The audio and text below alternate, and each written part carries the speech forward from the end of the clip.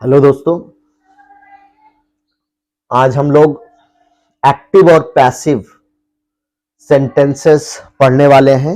यानी active voice को passive voice में कैसे कन्वर्ट किया जाता है। दोस्तों, मैंने बहुत सारे वीडियोस जो बेसिक वीडियोस हैं, टेंस पर आधारित हैं, उसका वीडियो अपलोड कर दिया है। जो लोग चैनल पर नए हो प्लीज चैनल को सब्सक्राइब कर लें, अपने दोस्तों को शेयर करें, लाइक करें, कमेंट करें।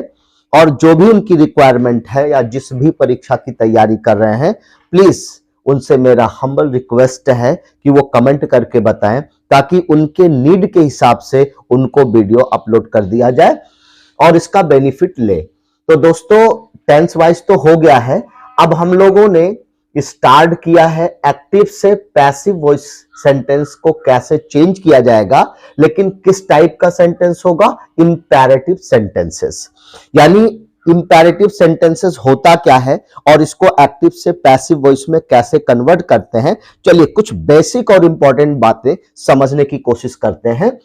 दोस्तों, इंपैरेटिव सेंटेंसेस एक ऐसा सेंटेंस होता है जिसे sentences of orders, sentences of commands, sentences of request, sentences of suggestions जैसे तरह तरह के नाम से जाना जाता है।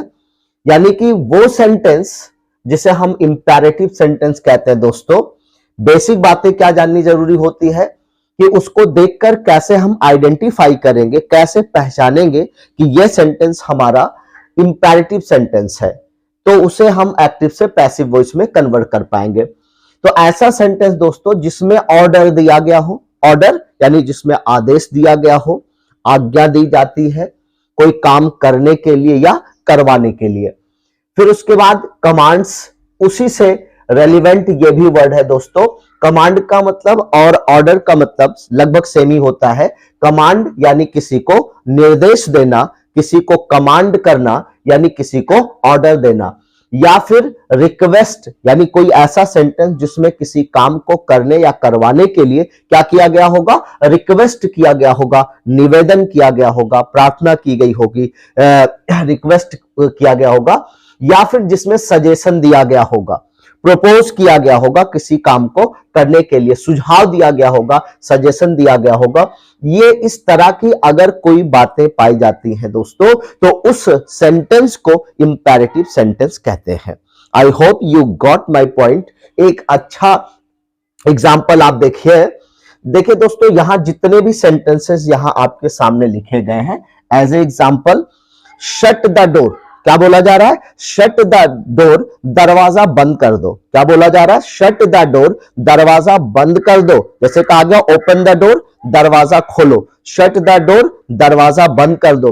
तो इस सेंटेंस को सुनने के बाद क्या लग रहा है? यहां ऐसा फील हो रहा है कि जैसे कोई व्यक्ति है, किसी को क्या कर रहा है? ऑर्डर दे रहा है। या अगर वो हमसे उम्र में बड़ा होगा तो वो हमारे लिए ऑर्डर नहीं, वो हमारे लिए ऑर्डर हो सकता है अगर हमसे उम्र में बड़ा व्यक्ति है तो।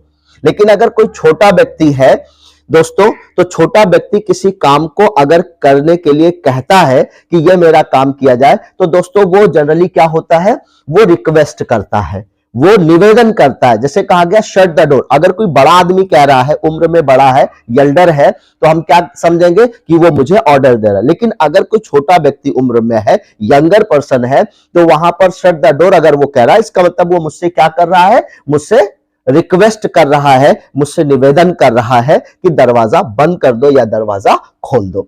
तो दोस्तों, दूसरा सेंटेंस है प्लीज कीप क्वाइट। जैसे कहा गया प्लीज कीप क्वाइट, कृपया शांत हो जाइए। तो यहां पर देखते हैं कि क्या बातें पाई जा रही। यहां पर ऑर्डर नहीं दिया जा रहा है, यहां कमांड नहीं दिया जा रहा, बल्कि यहां पर काम को करने या करवाने के लिए क्या किया जा रहा है? रिक्वेस्ट किया जा रहा है, निवेदन किया जा रहा है। Please keep quite, please keep quite यानी किसी काम को करना है या करवाना है। अगर हम निवेदन करते हैं दोस्तों, तो जनरली वहां पर प्लीज जैसे वर्ड का इस्तेमाल करते हैं। तो प्लीज कीप क्वाइट कहने का मतलब है कि कोई व्यक्ति है जो किसी से क्या कर रहा है? रिक्वेस्ट कर रहा है, निवेदन कर रहा है कि शांत हो जाइए। क्या हो जाइए? शांत हो जाइए। गो अवे, यहां से चले जाओ। गो अवे, यहां से चले जाओ। या तो वहां पर सजेशन सुझाव दिया जा रहा है दोस्तों, या फिर क्या किया जा रहा है, वहां पर कमांड दिया जा रहा है, एक तरह से निर्देश दिया जा रहा है कि यहां से चले जाओ, गो अवे, चले जाओ। नेक्स्ट है take the medicine on time. Take the medicine on time, medicine कहते हैं दवाइयों को दोस्तों, तो take the medicine on time, on time का मतलब दिए गए समय पर, और take the medicine on time यानी जो समय आपको दिया गया है, जो सजेशन आपको दिया गया है, डॉक्टर ने अगर आपको एडवाइस किया है, सलाह दिया है कि ये दवाई आपको इस टाइम खाना है, तो उसको बताने के लिए क्या कहा जा रहा है, take the medicine on time, दवाइयों को समय पर लीजिए, दवाइयों को समय पर खाइए। तो दोस्तों यहां पर क्या दिया जा रहा है, सजेशन दिया जा रहा है, सुझाव दिया जा रहा है कि take the medicine on time. ठीक है, नेक्स्ट है कम इन, अंदर आ जाइए, कम इन, अंदर आ जाइए। तो जैसे कोई रिक्वेस्ट कर रहा है, कोई गेस्ट अगर हमारे घर आता है तो हम क्या करते हैं, उसको अंदर बुलाते हैं, कम इन कहते हैं, प्लीज कम इन कहते हैं। तो वहां पर क्या किया जा रहा है, वेलकम किया जा रहा है, रिक्वेस्ट किया जा रहा है कि हमारे घर के अंदर आ जाइए। गो फ्रॉम हियर, यहां से चले जाओ, गो फ्रॉम हियर, यहां से चले जाओ, यानी कि कोई व्यक्ति जब किसी से नाराज होता है या ऑर्डर देता है तो वहां पर क्या कहेगा, गो फ्रॉम हियर, या गेट आउट कहता है कि यहां से चले जाओ, यहां से भाग जाओ। तो दोस्तों इस तरह के जितने भी सेंटेंसेस होते हैं इनको क्या कहा जाता है, इंपैरेटिव सेंटेंसेस कहते हैं। और इंपैरेटिव सेंटेंस की एक खास बात ये होती है कि ये वर्ब की फर्स्ट फॉर्म से स्टार्ट होता है। किससे स्टार्ट होता है, वर्ब की फर्स्ट फॉर्म से स्टार्ट होता है, बेस फॉर्म से स्टार्ट होता है। तो ये जो शट लिखा हुआ है ये आपका बेस फॉर्म है, फर्स्ट फॉर्म है। यहां पर कीप जो लिखा हुआ है कि कीप क्वाइट, ये क्या है, वर्ब की फर्स्ट फॉर्म है। तो दोस्तों जो इसका स्ट्रक्चर होता है बेसिकली आप देखेंगे तो वर्ब की फर्स्ट फॉर्म, उसके बाद ऑब्जेक्ट आता है। जैसे गो अवे कहा गया तो इसमें ऑब्जेक्ट नहीं लिखा है दोस्तों, लेकिन यहां पर गो अवे का मतलब है चले जाने, यानी वर्ब की फर्स्ट फॉर्म का इस्तेमाल किया गया। तो कभी कभी इंपैरेटिव सेंटेंस में ऑब्जेक्ट लिखा जाता है और कभी नहीं लिखा जाता है, लेकिन जो सेंटेंस आप देखेंगे वो वर्ब की फर्स्ट फॉर्म से 100% स्टार्ट होता है। और दूसरी चीज कि जब इंपैरेटिव सेंटेंस होगा दोस्तों तो उसमें सब्जेक्ट जो होता है वो होता है यू होता है, लेकिन उसको लिखने की आवश्यकता नहीं होती, उसको अंडरस्टूड करके रखा जाता है, सिर्फ इसलिए कि सेंटेंस की ब्यूटी को मेंटेन रखना है हमको, यानी कि सेंटेंस की खूबसूरती को मेंटेन करने के लिए जब इंपैरेटिव सेंटेंसेस लिखे जाते हैं, पढ़े जाते हैं, बोले जाते हैं दोस्तों, तो वहां पर हम इसका इस्तेमाल यानी सब्जेक्ट का इस्तेमाल नहीं करते, सब्जेक्ट जबकि होता है यू। और अगर नेगेटिव सेंटेंस होगा तो जनरली डू नॉट का इस्तेमाल होगा, जिसको डोंट कहते हैं, या नेवर का इस्तेमाल करते हुए सेंटेंस को नेगेटिव फॉर्म में चेंज किया जाता है। तो ये कुछ इंस्ट्रक्शन थे, कुछ जनरल बातें थी जो आपको बताई गई कि अगर एक इंपैरेटिव सेंटेंस होगा तो जनरली आप देखेंगे उसमें ऑर्डर मिलता है, या उस सेंटेंस को पढ़ने के बाद लगेगा कोई कमांड दे रहा है, या कोई किसी से रिक्वेस्ट कर रहा है, कोई किसी को सजेशन दे रहा है, एटसेट्रा एटसेट्रा बातें होती हैं, इत्यादि इस तरह की बहुत सारी बातें आएंगी जिसको देख करके पढ़ करके आप जान लेंगे कि ये इंपैरेटिव सेंटेंस है दोस्तों। अब इस तरह के जो सेंटेंसेस होते हैं उनका एक्टिव से पैसिव वॉइस कैसे चेंज करेंगे, आइए समझते हैं। तो दोस्तों ये 3 पार्टों में इसको मैंने डिवाइड करके लिखा हुआ है।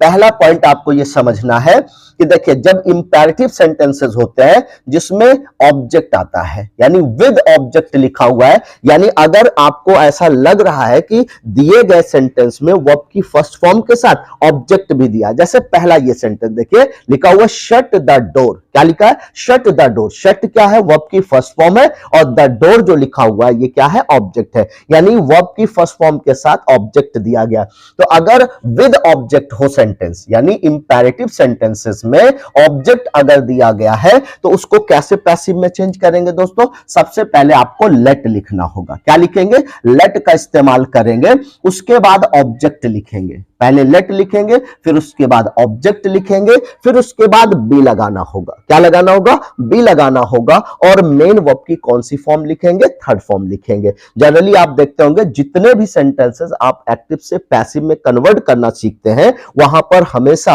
वर्ब की थर्ड फॉर्म का ही इस्तेमाल किया जाता है। तो इस तरह के सेंटेंसेस दोस्तों अब आपका क्लियर हो गया होगा कि जिसमें वर्ब के साथ साथ ऑब्जेक्ट भी दिया गया होगा, आप उसको कैसे पैसिव वॉइस में चेंज करेंगे, पहले लेट का इस्तेमाल करेंगे, लेट लिखेंगे, फिर ऑब्जेक्ट लिखेंगे, फिर बी लिखेंगे, फिर वर्ब की थर्ड फॉर्म लिखेंगे। ठीक है, चलिए एक एग्जांपल इसका लेकर के देखते हैं और करके देखते हैं। जब तक आप इसको इंप्लीमेंट नहीं करेंगे तब तक चीजें जो है क्लियर नहीं हो पाती हैं।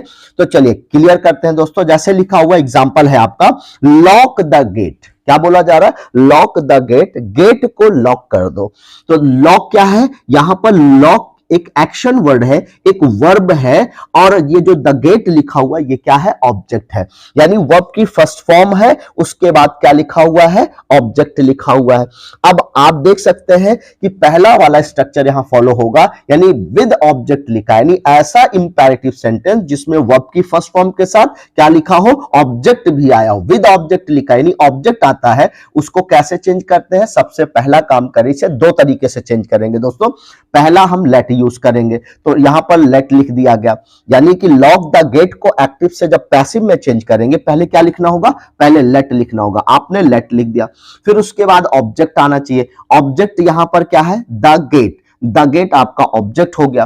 फिर उसके बाद बी लिखना है, तो आपने बी लिख दिया।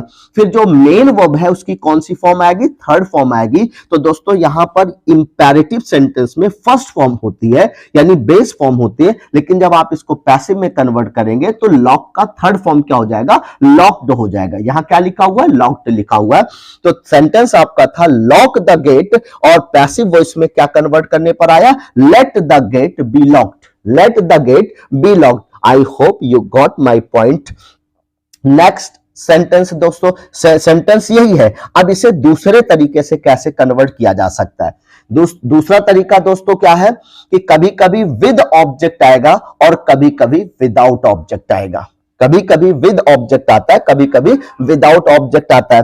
तो अगर ऑब्जेक्ट दिया गया, जैसे कि विद ऑब्जेक्ट, यानी इंपेरेटिव सेंटेंस में ऑब्जेक्ट अगर दिया है, तो एक तरीका है, चाहे इस तरह से बनाइए लेट का इस्तेमाल करते हुए, या दूसरा तरीका क्या है कि आप इस तरह से बना सकते हैं। इसमें क्या करना है? यू आर ऑर्डर्ड लिखना है। अगर ऑर्डर दिया गया, सेंटेंस को आप पढ़ेंगे और आपको लगता है कि इसमें ऑर्डर दिया गया है, तो यू आर ऑर्डर्ड लिखेंगे। अगर आपको लग रहा है कि सेंटेंस पढ़ने के बाद रिक्वेस्ट किया गया है, तो यू आर रिक्वेस्टेड लिखेंगे। अगर आपको लग रहा है कि यहां पर सजेशन दिया गया, यू आर सजेस्टेड लिखेंगे। और उसके बाद टू का इस्तेमाल करेंगे, V1 का इस्तेमाल करेंगे, वर्ब की फर्स्ट फॉर्म, उसके बाद ऑब्जेक्ट लगा देंगे। चलिए इस पर भी बना के देखते हैं दोस्तों। सबसे पहले क्या करना है? अगर सेंटेंस को हमने पढ़ा लॉक द गेट, यानी लग रहा है कि इसमें ऑर्डर दिया जाए, क्योंकि मैं कह रहा हूं लॉक द गेट, गेट को लॉक कर दो, यानी क्या बात हो रही है? यहां पर ऑर्डर दिया जा रहा है। तो कैसे बनाएंगे? You are ordered. सबसे पहले क्या लिखेंगे? यू आर ऑर्डर्ड, उसके बाद टू लगाएंगे। क्या लिखना है? टू लिखना है। टू लगा करके वर्ब की फर्स्ट फॉर्म। तो वर्ब की फर्स्ट फॉर्म क्या है दोस्तों? यहां लॉक लिखा हुआ है, तो लॉक क्या है? ये हमारी फर्स्ट फॉर्म है, तो टू लगा करके लॉक लिखेंगे, यानी टू लगा करके V1 लिखना है, तो टू लॉक हो जाएगा। फिर बचा हुआ पार्ट क्या है? ऑब्जेक्ट है द गेट। यहां पर ऑब्जेक्ट आपका क्या है दोस्तों? द गेट है। तो इस तरह से भी आप इसको एक्टिव से पैसिव में चेंज कर सकते हैं। तो पहला तरीका था लॉक द गेट को पैसिव वॉइस बनाने का, जिसको हम लेट से स्टार्ट करते हैं, let the gate be locked. और दूसरा तरीका क्या होगा? You are ordered to lock the gate. I hope you got my point. एक एक चीज दोस्तों मैं कोशिश कर रहा हूं कि कोई भी ऐसा पॉइंट जो आपको डाउट में रखे, वो सारे डाउट्स आपके क्लियर हो जाए, क्योंकि डाउट लेकर के कहीं भी आप किसी भी परीक्षा में, किसी भी, चाहे वो जनरल कोई एग्जाम दे रहे हैं, चाहे वो एकेडमिक कोई एग्जाम हो, चाहे किसी कॉम्पिटिटिव एग्जाम्स में आप बैठते हैं, अगर आपके मन में कोई डाउट है किसी भी सेंटेंस को लेकर के, तो निश्चित रूप से वो गलती हम वहां पर, क्योंकि एग्जाम का प्रेशर होता है, तो इस वजह से गलतियां हो ही जाती हैं। तो आपको यहां पर एक एक चीज सीखना है दोस्तों, आपको जल्दबाजी नहीं करना, प्यार से सीखिए। चलिए नेक्स्ट सेंटेंस है दोस्तों, क्या लिखा हुआ है? Go away. गो अवे क्या बोला जा रहा है? गो अवे, यहां से चले जाओ। गो अवे कहा जा रहा है, यहां से चले जाओ। तो दोस्तों देखिए, गो अवे, यहां से चले जाओ, यानी कि यहां पर आपको वर्ब दी गई है, वर्ब दी गई, लेकिन इसके बाद कोई ऑब्जेक्ट नहीं दिया गया। वर्ब तो दी गई है लेकिन ऑब्जेक्ट नहीं दिया गया। तो ऐसी कंडीशन में जहां ऑब्जेक्ट नहीं होता है, हम पहला वाला स्ट्रक्चर नहीं फॉलो करेंगे। पहला वाला स्ट्रक्चर यानी लेट का इस्तेमाल नहीं करेंगे। तब अब दूसरा स्ट्रक्चर यानी बताया गया विद या विदाउट ऑब्जेक्ट, यानी ऑब्जेक्ट होगा तब भी ये स्ट्रक्चर यूज हो सकता है, और विदाउट ऑब्जेक्ट यानी जिस सेंटेंस में ऑब्जेक्ट नहीं दिया होगा तब भी वहां पर ये स्ट्रक्चर फॉलो किया जाएगा। ठीक है, तो कैसे करेंगे? गो अवे में यहां पर ऑब्जेक्ट नहीं दिया गया, केवल वर्ब की फर्स्ट फॉर्म दी गई है, और इस सेंटेंस को पढ़ने पर लग रहा है यहां पर ऑर्डर दिया जा रहा है। क्या दिया जा रहा है? ऑर्डर दिया जा रहा है। तो इसको कैसे बनाएंगे दोस्तों? सबसे पहले लिखेंगे यू आर ऑर्डर्ड। क्या लिखेंगे? यू आर ऑर्डर्ड, उसके बाद टू लगा करके V1 लिखना है। टू आपने यूज किया, फिर V1। यहां पर वर्ब क्या है दोस्तों? Go away. यह आपकी वर्ब है जो अपने फर्स्ट फॉर्म में लिखी हुई है। फिर उसके बाद ऑब्जेक्ट लिखा हुआ है, तो ऑब्जेक्ट होगा तब आप ऑब्जेक्ट लिखे, अदरवाइज आपको ऑब्जेक्ट नहीं दिया है तो ऑब्जेक्ट लिखने की कोई आवश्यकता नहीं है। ठीक है, तो यह भी आपको समझ में आ गया होगा। चलिए लास्ट सेंटेंस लेते हैं दोस्तों इसका। अगला है हेल्प द नीडी, यानी जो नीडी लोग हैं, नीडी पर्सन है, जरूरतमंद लोग हैं, जिनको किसी चीज की जरूरत है, उनकी आप क्या करो? हेल्प करो। दोस्तों यहां क्या बोला जा रहा है? Help the needy.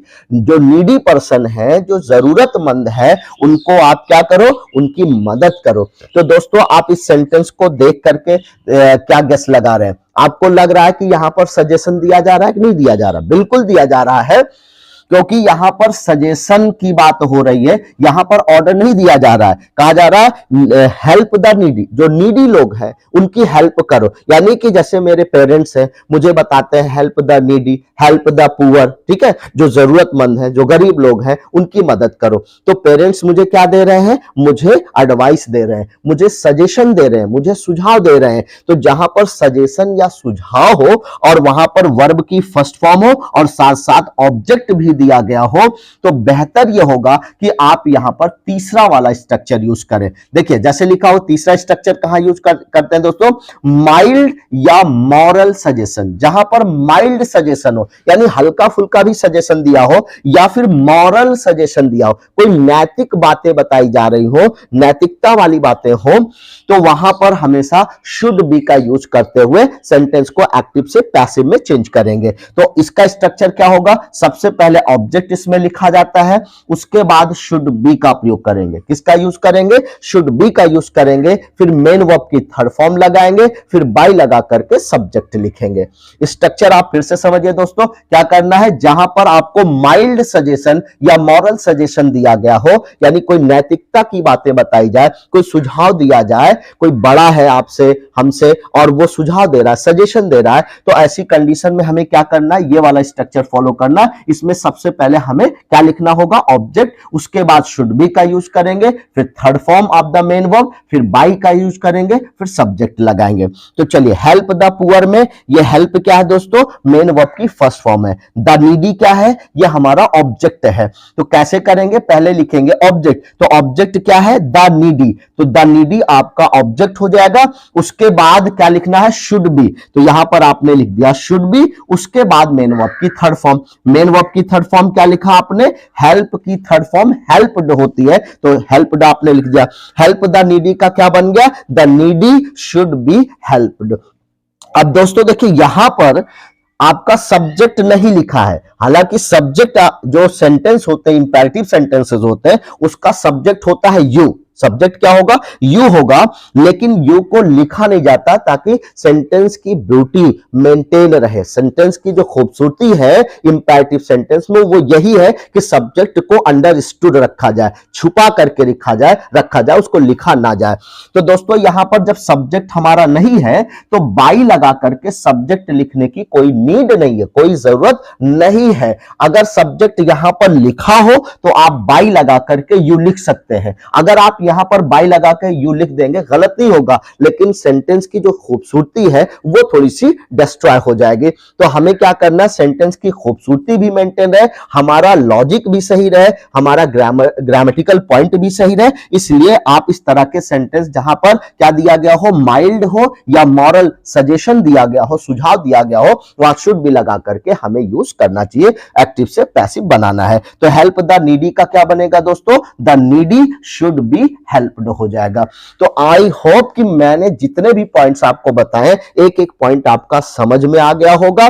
फिर भी अगर कोई पॉइंट आपको समझ में नहीं आता दोस्तों, प्लीज कमेंट करके जरूर बताइए। जो लोग चैनल पर नए हो चैनल को सब्सक्राइब करिए, लाइक करिए, कमेंट करिए, शेयर करिए और आपका जो सुझाव है वो भी आप देते रहिए दोस्तों, ताकि मैं अपने अगले वीडियो में वो सुझाव आपका इंक्लूड करके मैं आगे का जो वीडियो बनाऊं उसमें वो कमियां ना रहे। और कुछ सेंटेंसेस जो आपको ये सामने लिखे हुए हैं, shut the door, please keep quiet, go away, take the medicine on time, come in, go from here, इन सारे सेंटेंसेस को आपको खुद से एक्टिव से पैसिव बनाना है और कमेंट करके कमेंट बॉक्स में लिखना है दोस्तों।